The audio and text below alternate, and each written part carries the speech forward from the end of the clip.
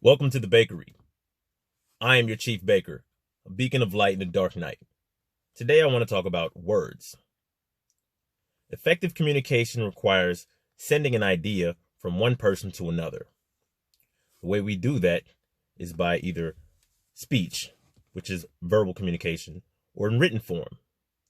Either way depends on words, vocabulary. How many words are there in the English language? Well, supposedly, the average English speaker knows about 40,000 or so words.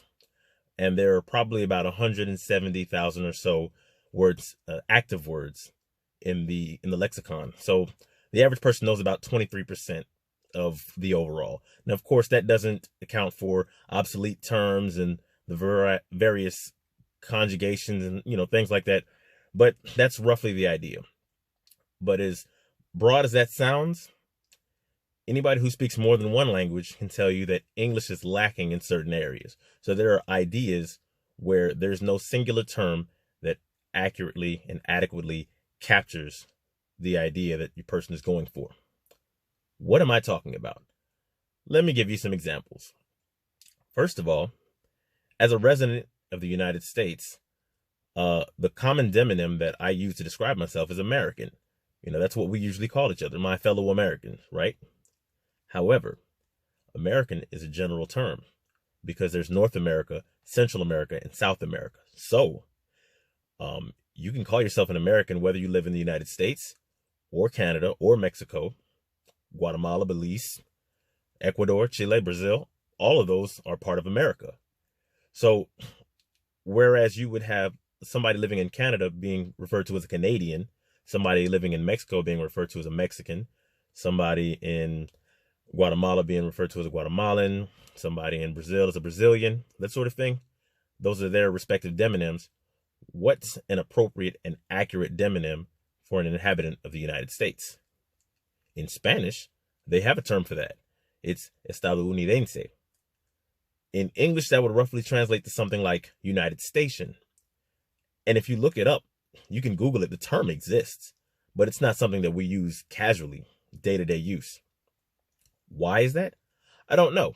It's actually kind of interesting because the United States of America has been in existence for 244 years, and I don't have a clue why that never caught on. I personally like the term. I like the way it sounds. I like the concept behind it. So I use it myself. If you browse my Facebook or Twitter profiles, you'll actually probably see it every now and then. But commonly, the average person does not use such a term. And that's one area where American English is lacking, or should I say United Station English is lacking. So there's that. Then there's the idea of offspring and progeny. So if a person were to give birth to a male child, you would call that their son. From childhood to adulthood, that's my son.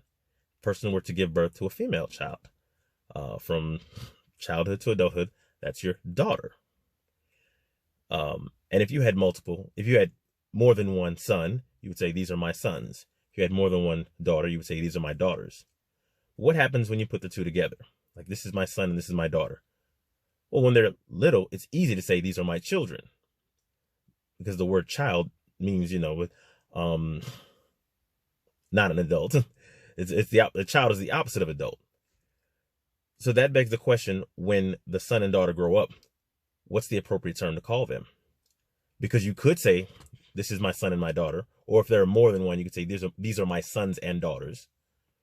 But if you were to say, these are my children, and in a situation like with my family, the youngest daughter is 28, the oldest son is 36. The idea of using the term child all of a sudden is awkward. Now, it's kind of just accepted among most people.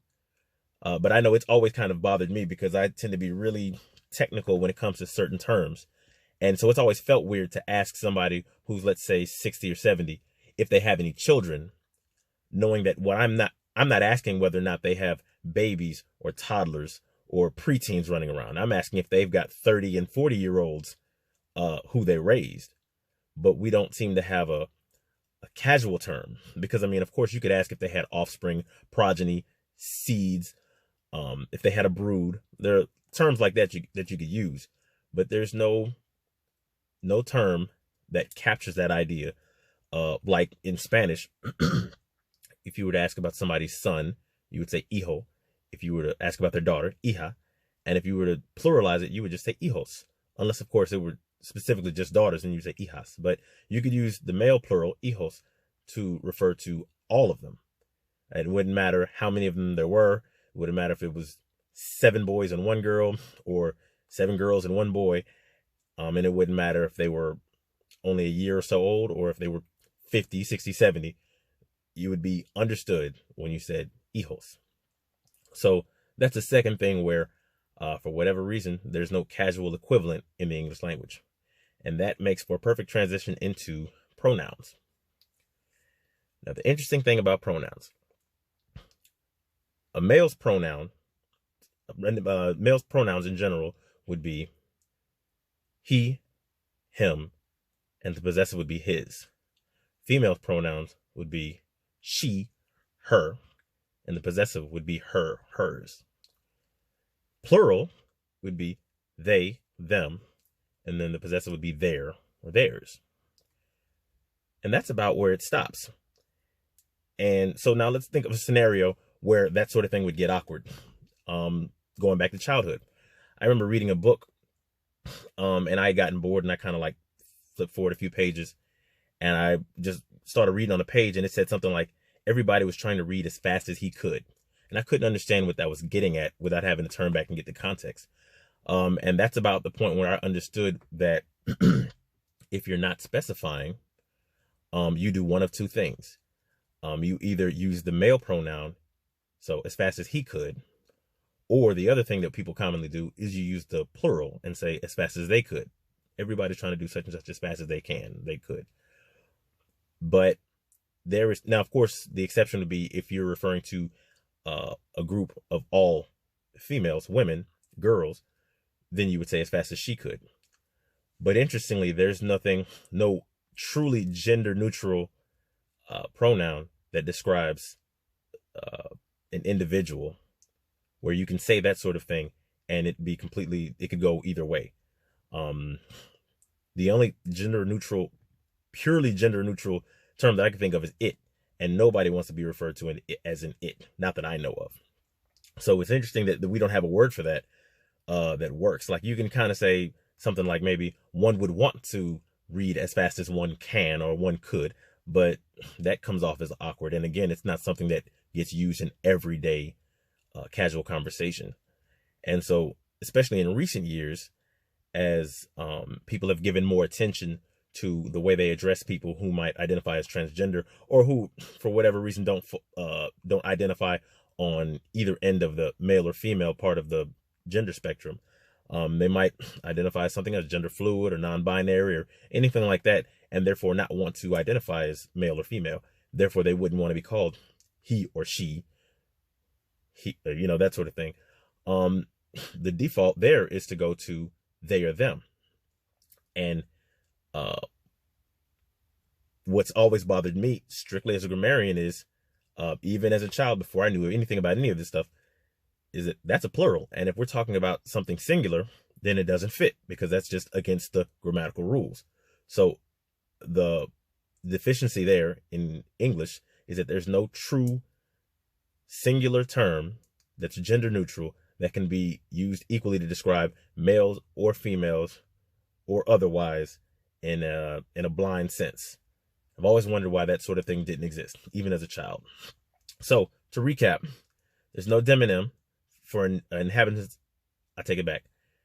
We don't commonly use a demonym for inhabitants of the United States. But I mean, if you feel like you want to pick up the term United Station, be my guest. I'm right there with you. We don't have an accurate term to identify or describe adult progeny and offspring. Nothing casual anyway. So we just say, oh yeah, my children are 30 and 35. And then we don't have a true gender neutral pronoun. People usually go towards they and them. And so I've always thought that those things were weird, that they just don't exist, especially when you know other languages and you see that they have terms for things like that in other languages. So now that brings me to ask you guys. I'm sure I'm not the only one who thinks like this. Is there anything, any kind of concept, especially if you speak more than one language, that you maybe know there's a term or a phrase and expression in this one language that isn't exactly captured in the English lexicon? If there is such a thing, please let me know.